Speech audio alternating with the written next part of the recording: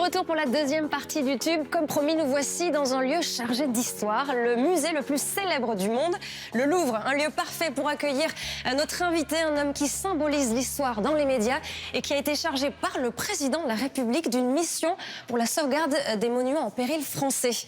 Stéphane Bern, bonjour. Bonjour Isabelle. Ravi de vous accueillir, non pas dans le studio du Tube, mais dans ce lieu majestueux. Le Louvre, vous en connaissez tous les recoins? Non, je découvre encore. En fait, tous ces tableaux, pour vous dire la vérité, je les connais, mais je ne savais pas où ils étaient parce que ces salles, voilà, je n'étais jamais venu dans ces salles. Et du coup, on est où exactement et qu'est-ce que ça symbolise? C'est de la peinture symbolise? française. Ici, vous avez un Vigée-Lebrun qui représente Hubert Robert. Hubert Robert, qui est le peintre, on dit le peintre des ruines quand on veut être un peu méchant avec lui. Moi, j'adore ce peintre. Il a peint finalement tous les grands monuments de notre pays, mais c'est vrai qu'il aime les paysages avec des ruines. Donc je suis là dans mon élément, vous pouvez m'y laisser, je me sens très à l'aise. J'ai envie de vous demander, je peux vous appeler aujourd'hui Monsieur Patrimoine? Oh, je sais pas, il y a tellement de gens qui dans ce pays, heureusement d'ailleurs, se battent pour le patrimoine. Il se trouve que j'ai été chargé d'une mission. En septembre dernier, en septembre dernier, j'y travaille d'arrache-pied, c'est peut-être trop pour moi. Ça vous a surpris? Ce qui me surprend, c'est la réaction des gens. Vous avez, dès que vous êtes de la société civile, dès que vous n'appartenez pas au sérail, à l'administration, immédiatement vous êtes suspect. Surtout quand vous êtes bénévole, que vous travaillez avec votre propre équipe, pas du tout les gens qui appartiennent à des ministères. On dérange l'administration, on dérange les médias, ça embarrasse tout le monde. Donc tous les jours, je me dis est-ce que je continue, est-ce que j'arrête? Mais vous continuez? Écoutez, on est là pour servir son pays aussi. Justement, parmi les critiques, il y a eu celle des historiens. Plusieurs se sont un peu élevés en disant que c'était pas vraiment à vous de vous occuper du patrimoine. Vous leur avez répondu? Ils ont raison. C'est vrai? Non, ils ont raison. Et d'ailleurs, je leur demande à eux ce qu'ils ont fait pour le patrimoine. Maintenant, si on vient me chercher des noix, je leur dis écoutez, je remballe mes cahiers, mes crayons, débrouillez-vous, vous ferez ça tellement mieux sans moi. D'ailleurs, la preuve, regardez, tout va bien dans le pays. Bon, on sent en tout cas que cette mission, elle vous tient vraiment à cœur. J'y mets trop mon cœur. Mais c'est une toute petite partie finalement de vos très nombreuses activités, comme on peut le constater pour le Tube, Aurore Chirois et Jawar Nadi.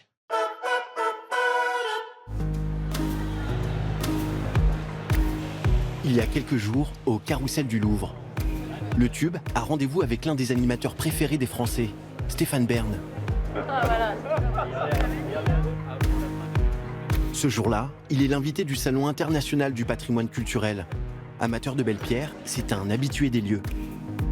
Attendez, on va faire une photo avec ma collègue. Oui, mais dépêche-toi. Merci Stéphane.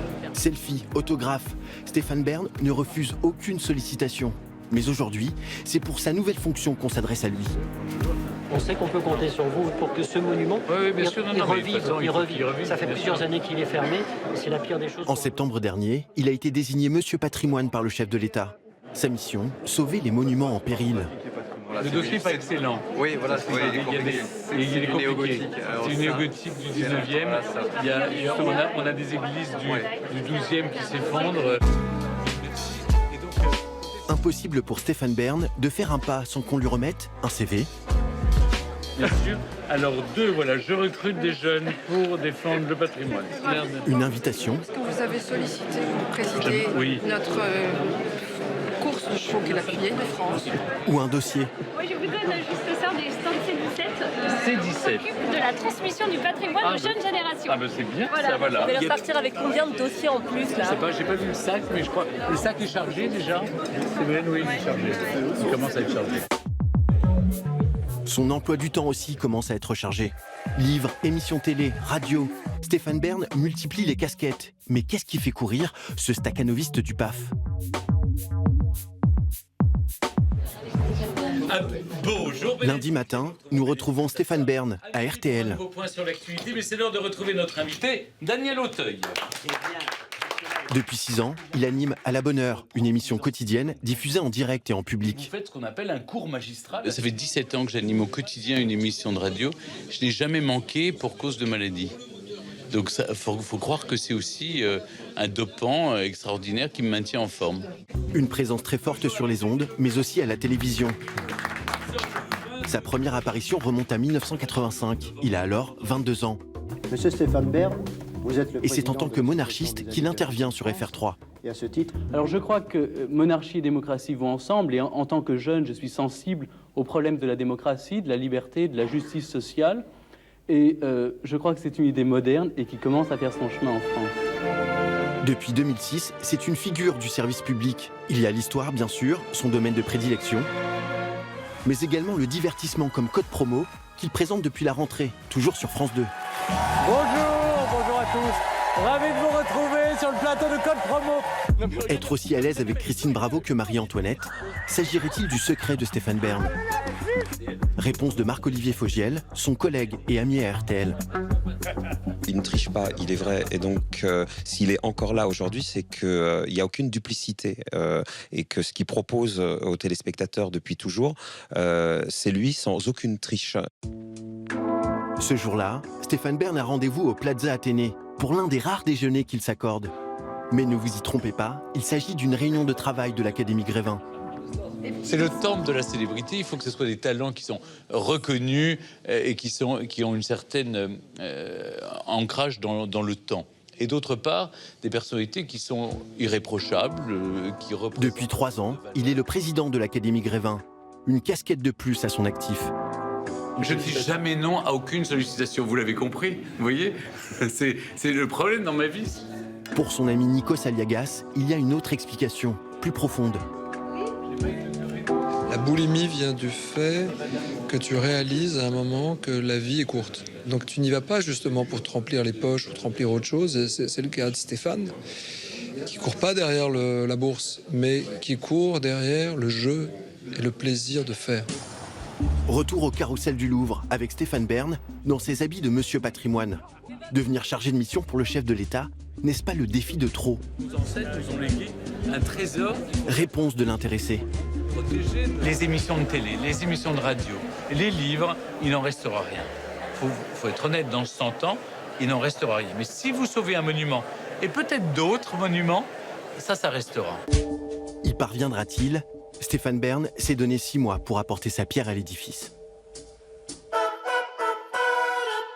Cette mission de 6 mois, elle peut se prolonger dans le temps? Oui, je ne sais pas d'où est sortie cette date de 6 mois. Je me suis mis, moi, 6 mois pour rendre un premier rapport, faire des choses. Mais ça peut durer moins longtemps, si j'en ai assez. On a compris.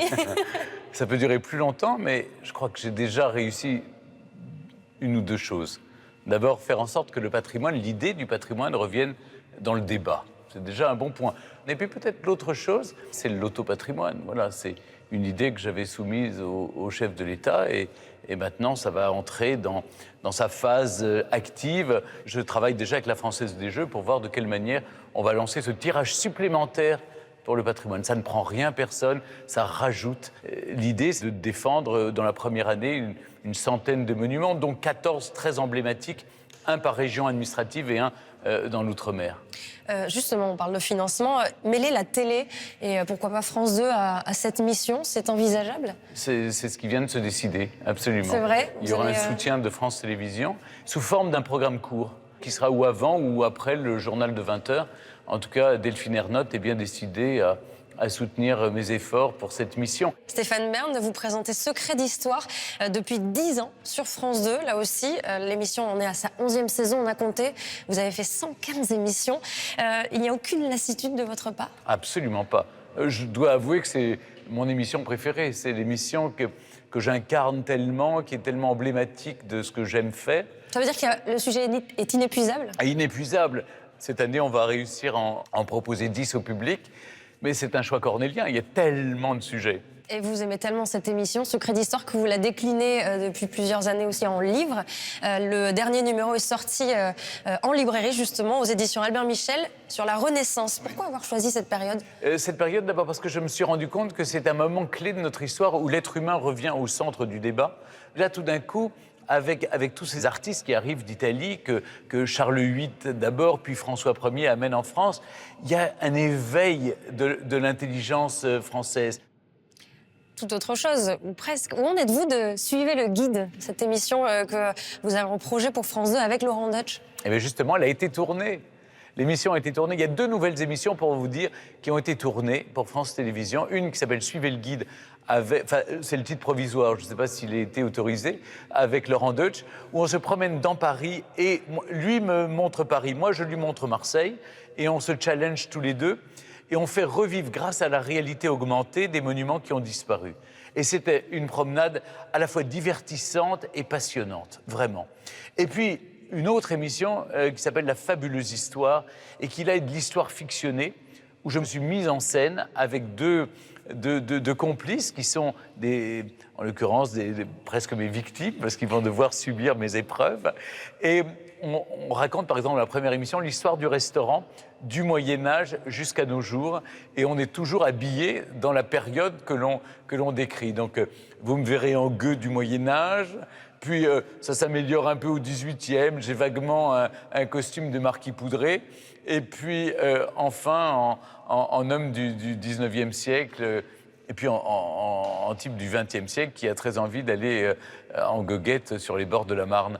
Donc, tout ça est assez bien vu, parce que ça raconte de façon fictionnée, mais extrêmement divertissante, et on apprend, c'est très informatif. Des après-midi de France 2, vous êtes passé au dimanche après-midi de France 2 avec Code Promo. Ça a démarré le 1er octobre. C'était un lot de consolation ou c'est vraiment quelque chose que vous... Non, j'avais proposé depuis longtemps de faire une émission, de revenir un peu au divertissement, pour justement pas être enfermé dans un registre ou un autre. Code Promo a à peine un peu plus d'un mois. Que pensez-vous des audiences? Vous êtes satisfait? Plutôt, oui. On visait le million, on a le million, si je puis dire, le million de téléspectateurs. Ce qui va être compliqué, voyez-vous, c'est d'installer un rendez-vous où, en fonction du sport, vous n'aurez... Du rugby. Du rugby, notamment. Je suis bien placée pour le savoir. La récurrence n'est pas forcément là. Stéphane Bern, on va passer à la rubrique de l'interview en images. On va vous proposer des photos, des images qui peuvent vous concerner ou concerner l'actu média. Et puis vous nous dites ce que vous en pensez. Très bien. Ce que ça vous évoque. On démarre avec la première photo. Ah, la une de Paris Match, c'est ça? C'est la première fois qu'on vous voyait poser officiellement avec votre compagnon. On vous dit le lundi, tiens, le sujet va passer jeudi, tu fais la couve. Avec ton compagnon. Ah non, là c'est violent, donc je lui ai demandé s'il était d'accord. Et puis voilà, on avait fait la photo, j'avais aucune raison de... Il ne faut pas être hypocrite non plus. La photo est naturelle, elle n'est pas ridicule, elle n'est pas caricaturale. Ce qui m'a fait plaisir, c'est que j'ai entendu des gens, y compris des gens que je ne soupçonnais pas, importants, qui m'ont dit que ça les avait aidés dans leur vie parce que le Paris Match était sur la table de leurs parents et que tout d'un coup, ça avait quelque chose d'assez naturel, assez bonhomme, assez... voilà, c'était pas marqué, quoi. C'était pas il n'y avait pas un côté caricatural, vous voyez, enlacé ou ridicule, quoi. On a une autre photo. C'est Frédéric Tadei qui a dit il y a peu France Télévisions est un gâchis. Quelle est votre réaction? Je sais que Frédéric peut avoir une certaine amertume personnelle de ne plus animer d'émissions culturelles. C'est un garçon de grand talent. Il le montre à la radio notamment. Et il le montrait à la télévision. Mais de là, acheter le bébé avec l'eau du bain, je trouve que c'est un peu violent. Je trouve qu'au contraire, le service public ose des choses. Et je vous pose la question, sur quelle autre antenne je pourrais faire une émission d'histoire en prime time? Je vois encore la différence entre France Télévisions et le reste. J'ai une dernière photo. Formidable. Le Louvre d'Abu Dhabi. Le Louvre d'Abu Dhabi. Formidable. Cette semaine. Écoutez, si la culture française peut rayonner comme cela à travers le monde, en permettant en même temps, ici, au Louvre de Paris, d'avoir, je crois, 400 millions d'euros sur un certain nombre d'années, sur 30 ans, écoutez, formidable. Vous voyez, ces collections qui méritent d'être entretenues, la politique d'acquisition. C'est vrai qu'on aimerait toujours qu'il y ait plus de salles ouvertes, donc plus de moyens pour le Louvre. Mais je trouve que c'est formidable que peut-être qu'on peut réformer le monde par la culture. Vous imaginez des œuvres françaises qui montrent peut-être des femmes un peu plus dévêtues que ne le sont d'habitude les femmes d'Abu Dhabi. Peut-être que ça peut faire prendre conscience que oui, la femme est maîtresse de son corps. Merci beaucoup, Stéphane Bern. Je rappelle qu'on vous retrouve dès demain, dimanche, sur France 2, à 15h55 pour Code Promo. Et puis aussi pour Secret d'Histoire, à la télé et en librairie. La Renaissance et la radio aussi, tous les jours, à la bonne heure, à 11h. Pas le week-end, par chance. Merci encore d'être passé dans le tube, Stéphane Bern. Je vous laisse en bonne compagnie. Absolument, il y a tout ce que j'aime.